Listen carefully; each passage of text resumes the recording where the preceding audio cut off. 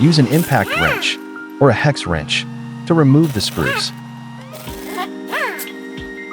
Once all screws are removed, rotate the crankshaft and pull off the pump head.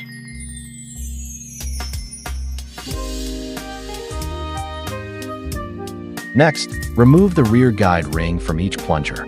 If a guide ring is stuck, use a flathead screwdriver to carefully pry it out.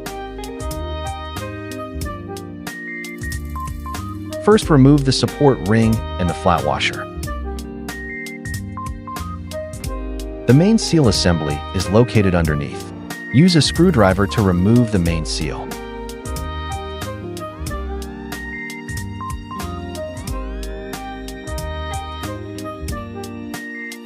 The main seal assembly consists of a support washer, a main seal, and a flat washer. The grooved side of the support washer must match the recessed side of the main seal.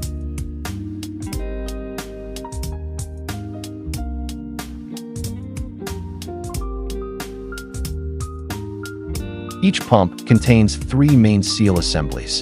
The secondary seal is installed inside the rear guide ring. It can normally be removed by hand.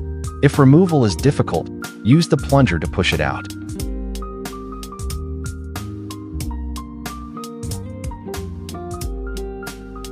Install the white support washer with the flat side facing downward.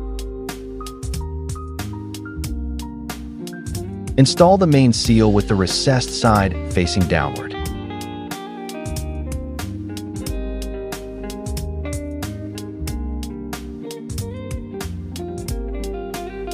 Then install the flat washer. The flat washer has no installation direction. If the main seal is difficult to install, use a flathead screwdriver to gently guide it into position. Take care not to damage the seal during installation.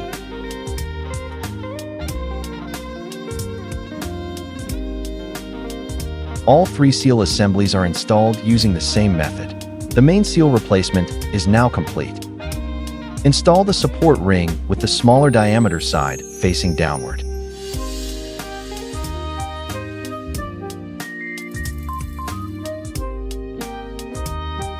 Insert the white flat washer. No installation direction is required. Install the secondary seal with its flat side facing the white washer. In other words, the O-ring side should face upward toward the support ring. The installation procedure is identical for all 3 assemblies. After installation, apply a suitable amount of grease to the seals. This helps protect the seals from damage during assembly. When installing the pump head, align the 3 openings with the plungers. Keep the pump head level and steady during installation to avoid damage. After inserting the screws, tighten them in sequence. Start with the center screw, then tighten the outer screws in a diagonal pattern. The installation is now complete.